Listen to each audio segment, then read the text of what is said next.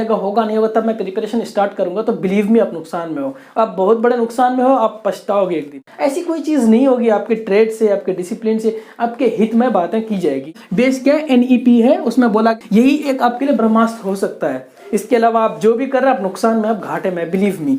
तो अब हम लोग देखते हैं कि चांस क्या इम्प्लीमेंट छोड़ो। अगर ये वीडियो आज आपने एंड तक देख लिया तो अब कभी किसी को भी ये क्वेश्चन मत पूछना क्या CET होगा तो क्या होगा। Hi everyone, I welcome you to the way to heal YouTube channel. यार आज की इस वीडियो में हम लोग आप यहाँ लिखा हुआ देख रहे हैं कि CET के बारे में बात करेंगे। बेसिकली आप सबको पता है ना, कॉमन एंट्रेंस एग्जामिनेशन के बारे में बोला गया था कि 54 यूनिवर्सिटीज़ में कॉमन एंट्रेंस एग्जामिनेशन होगा। ये वीडियो मैंने पहले भी बता दिया था कि CET क्या है, बहुत सारी बातें हम लोग इस पर डिस्कस किए थे। इस वीडियो के एंड पे वो वीडियो भी आपको मिल जाएगा, वो आप देख लेना। इस वीडियो को बनाने की नौबत मुझे आज इसलिए पड़ रही है कि बहुत सारे बच्चे बहुत क्वेश्चन पूछ रहे हैं, क्योंकि बहुत सारे चैनल्स हैं, यूट्यूब चैनल, वो बता रहे हैं अलग अलग चीज़ें इसके बारे में बता रहे हैं कि इस साल इम्प्लीमेंट होगा नहीं होगा, मतलब बार बार उस पर वीडियोस बन रहे हैं। तो मैं सोचा कि एक बार अपने बच्चों को मैं सेटिस्फेक्शन दे दूं कि क्या क्या चीज़ें हो सकता है। मतलब बेसिकली हम लोग इस वीडियो में आज ना ये 5 पॉइंट हम लोग डिस्कस करेंगे। सबसे पहली बात, सोर्स को हम लोग डिस्कस करेंगे कि अगर मैं बोल रहा हूँ CET के बारे में, आप बोल रहे हो और कोई यूट्यूब चैनल वाला बोल रहा है, तो ये कहाँ से बात आ रही है। मतलब हवा में उनके दिमाग का अपना उपज तो नहीं है ना कि अपने दिमाग में हमने उपजा लिया कि नहीं भाई CET भी कुछ होता है तो चलो इसके बारे में बात करते हैं। ऐसा कुछ तो है नहीं, कहीं सोर्स होगा, कोई बेस होगा इसका, तो हम लोग इस पर बात करेंगे। बेस क्या है, अगर कोई यूट्यूब चैनल वाला बात कर रहा है, मैं बात कर रहा हूँ, आप बच्चे बात कर रहे हो, तो इसका बेस क्या है, मतलब ये बात आई कहाँ से, हवा में तो नहीं आई है। ठीक है, तो इसके बारे में हम लोग बात करेंगे। चांस क्या है इम्प्लीमेंटेशन का, मतलब क्या इस साल ये इम्प्लीमेंट हो जाएगा, कितना चांसेस है, अगर हो गया तो बच्चों के क्या फायदे हो सकते हैं या क्या नुकसान हो सकते हैं, इस पे भी हम लोग अभी बात करेंगे। फोर्थ वन यार, फर्स्ट टाइम, क्या ये फर्स्ट टाइम ऐसा कुछ हो रहा है क्या? ये जो इतना हरकम जो मचा हुआ, आतंक मचा हुआ है बच्चों को कि ये भाई CET होने जा रहा है, पता नहीं मेरा क्या होगा, मुझे तो AMU में एडमिशन लेना था, JNU में, BHU में, जामिया में, तो अब DU में, तो मेरा क्या होगा, ये CET के नाम पे अब क्या करूं मैं, ये फर्स्ट टाइम हो रहा है क्या? तो इस पर भी हम लोग बात करेंगे। ठीक है, उसके बाद सबसे इंपॉर्टेंट जो बच्चे पूछते हैं कि sir what to do for students, bracket में मैंने स्टूडेंट्स भी लिख रखा है, मतलब अब बच्चों को क्या करना चाहिए, अगर होता है नहीं होता है तो बच्चे क्या ऐसी चीज़ करें कि उनके स्टडीज़ में कोई इफेक्ट ना पड़े, उनको एडमिशन लेना है तो वो एडमिशन ले, मतलब उनका एडमिशन हो जाए, उसके लिए वो बच्चे क्या करें, मतलब ये सारी चीज़ें हम लोग बात करेंगे। डिटेल में एक एक चीज़ बात करूंगा, वीडियो में लास्ट तक बने रहना, आप कोई भी चीज़ स्किप मत करना, आपको सारी चीज़ें क्लियर हो जाएगा। आज के बाद आपको पूछने की ज़रूरत नहीं पड़ेगी, आप डिटेल में बने मतलब देख लेना। उसके बाद अगर आप चैनल को सब्सक्राइब नहीं किया, प्लीज़ नए हैं तो चैनल को प्लीज़ सब्सक्राइब कर दें, इससे हमें भी मोटिवेशन मिलता है, काफ़ी मेहनत हो रही है आपके लिए। सबसे पहले सोर्स की अगर हम लोग बात करते हैं ना, कुछ मीडिया रिपोर्ट्स था, ये मीडिया रिपोर्ट था, बस आपको मीडिया रिपोर्ट था और उसके अलावा कुछ नहीं था, कुछ मीडिया रिपोर्ट में आया हुआ था, उसी के हिसाब से फिर न्यूज़ चैनल बोलने लगे, हम सब बताने लगे आपको कि ऐसा कुछ हो सकता है। तो सोर्स इसका यही था, मतलब सोर्स बेसिक कुछ और है, लेकिन बेस पे हम लोग वो चीज़ बताने की सर मीडिया वाले जो बोल रहे हैं, कोई आप चैनल वाले बोल रहे हैं, आप बोल रहे हैं, हम बोल रहे हैं, ये तो सोर्स है, लेकिन ये बात आई कहाँ से, इसका जड़ कहाँ है, रूट कहाँ है, बेस क्या है, इसका न्यू कहाँ से आई ये बात। तो यार ये बात असल में NEP में छुपी हुई थी, न्यू एजुकेशन पॉलिसी में कहा गया था कि असल में तो सबसे पहले समझते हैं कि न्यू एजुकेशन पॉलिसी, आपने अगर नहीं समझा तो समझ लेना, आप कहोगे तो मैं भी एक वीडियो बना के बता दूंगा। बहुत सारे चेंजेस हैं एजुकेशन में, एक तरह का रिवॉल्यूशन हम लोग कह सकते हैं, ऐसा है। तो यार उसमें अभी तो NEP इम्प्लीमेंट हुआ नहीं है, ठीक है ना, अभी NEP इम्प्लीमेंट हुआ नहीं, इसके बारे में भी कोई बात है ही नहीं, तो उसके बाद होना चाहिए। ठीक है, दूसरी बात, उसमें लिखा हुआ था NEP में यार कि NTA जो है सारी यूनिवर्सिटी का, सारी 54 यूनिवर्सिटी का एक कॉमन एंट्रेंस कंडक्ट करवाएगी। अब क्यों करवाएगी ये यार? इसलिए कि सारे यूनिवर्सिटी में आप देखें ना, जामिया में, AMU में, BHU में, JNU में, सारे बच्चे अगर जो भी जिनका भी एडमिशन होता है तो वो एक ग्रेजुएट होकर निकलते हैं। जब चीज़ें वही है तो सिलेबस में थोड़ा डाइवर्सिफिकेशन ज़्यादा होता है, कहीं इंडो इस्लामिक पूछा जा रहा है, कहीं इंग्लिश पूछा जा रहा है, तो कहीं कुछ और पूछा जा रहा है। लेकिन ये बात आप समझ लो, ऐसा कुछ हो भी जाता है CET तो बच्चों को कोई नुकसान नहीं होगा, आपको कोई अलग चीज़ नहीं पढ़ना पड़ेगा कि आप आर्ट्स वाले हो, ह्यूमैनिटीज़ वाले हो, कॉमर्स वाले तो आपको बायोलॉजी पढ़ना पड़ेगा, ठीक है ना, आप बायो वाले हो यानी बायोटेक वाले हो तो आपको अकाउंटर बिजनेस पढ़ना पड़ेगा। ऐसी कोई चीज़ नहीं होगी, आपके ट्रेड से, आपके डिसिप्लिन से, आपके हित में बातें की जाएगी। ये तो आपको चलो समझ में आ गया। बेस क्या है, NEP है, उसमें बोला गया था कि भाई NTA एग्जाम कंडक्ट कराएगी जो कि कंप्यूटर बेस्ड एग्जाम होगा, सारी यूनिवर्सिटी का एक कॉमन एंट्रेंस होगा, उसके हिसाब से मेरिट बनेगा, साल में 2 बार होगा, जबकि इस बार अगर होता है अप्लाई तो ये 1 बार होता, 1 टाइम होता। ठीक है, ये बात तो आपको समझ में आ गई। लेकिन मैं बताऊं चांसेस, अभी कोई चांस नहीं है इंप्लीमेंट होने का, लेकिन बाद में अगर 1% हो भी जाता तो उसमें क्या करना है आपको ये मैं बता दूंगा, बट अभी कोई चांस नहीं है। आप पैनिक क्रिएट ना करें। आप जो लोग स्टडीज में हैं, जो भी कर रहे हैं, आप अपना करते रहे। Please keep on going your studies. यही एक आपके लिए ब्रह्मास्त्र हो सकता है। इसके अलावा आप जो भी कर रहे हैं आप नुकसान में, आप घाटे में, बिलीव मी। तो अब हम लोग देखते हैं कि चांस क्या इम्प्लीमेंटेशन का। तो ये मैंने बता दिया, अभी यार कोई चांस नहीं है, मतलब नहीं होने का। इस साल कोई उम्मीद ही नहीं कि होगा, ठीक है।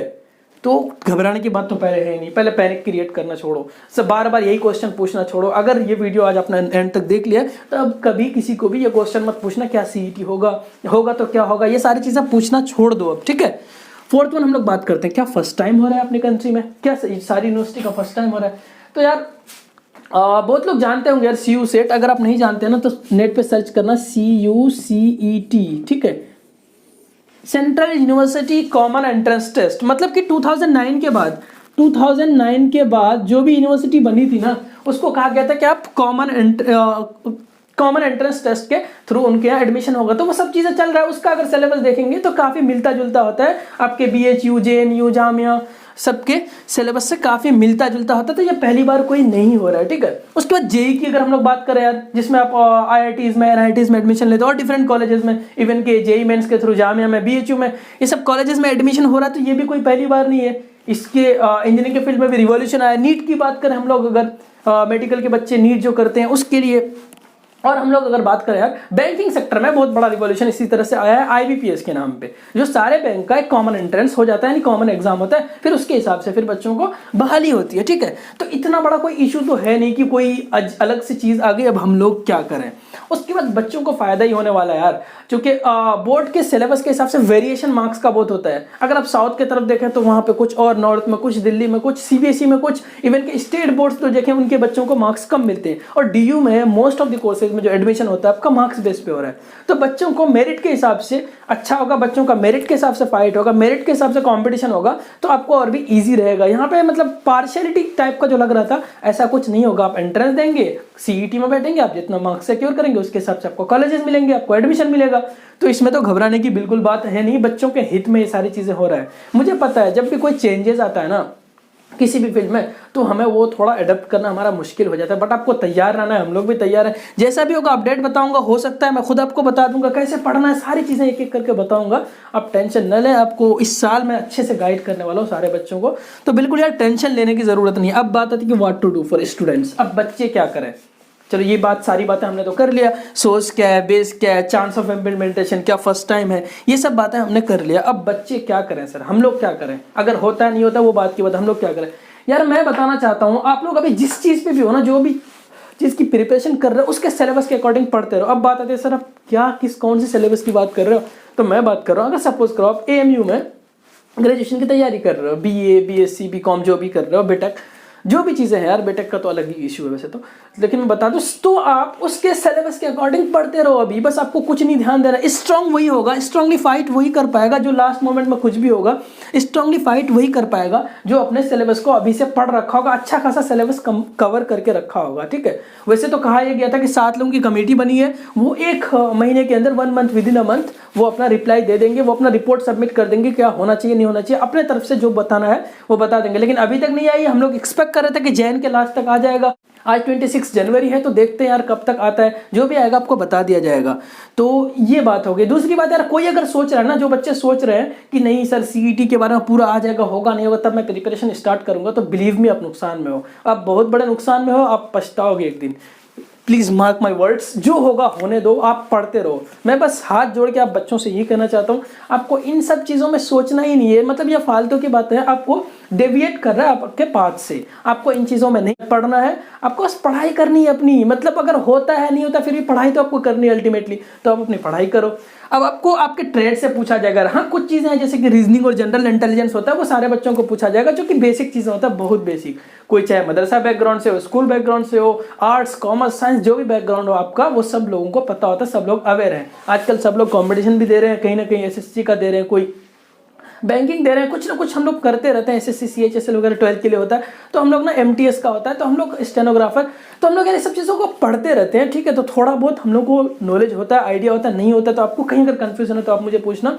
बाकी आपको ट्रेड से पूछा जाएगा यार। आप आर्ट्स वाले हो तो आपको भाई आर्ट्स के सब्जेक्ट्स पूछा जाएगा। आप अगर बीएससी बायोटेक वगैरह दे रहे हो तो आपको हिस्ट्री थोड़ी पूछा जाएगा वहाँ पे। आप अगर आर्ट्स वाले हो तो आपको कॉमर्स और अकाउंट नहीं पूछा जाएगा, बिजनेस नहीं पूछा जाएगा। तो ये सारी चीज़ें यार ख्याल रखने की बात है। बाकी मुझे लगता है सब कुछ क्लियर है। अगर आप भी कोई कन्फ्यूजन है तो आप प्लीज़ कमेंट सेक्शन में पूछ लें। और फिर यार यही मत पूछने लगे ना सर क्या इंप्लीमेंट होगा नहीं होगा, कब से होगा, बहुत कन्फ्यूजन हो रहा है, क्या पढ़ें। प्लीज़ ये कमेंट सेक्शन में मत पूछना। जो चीज़ यहाँ मैंने डिस्कस कर लिया है उसको पूछने का तो कोई पॉइंट ही नहीं बनता है। सो यार that is for today. Please stay connected, keep growing. Thank you so much, bye bye, take care.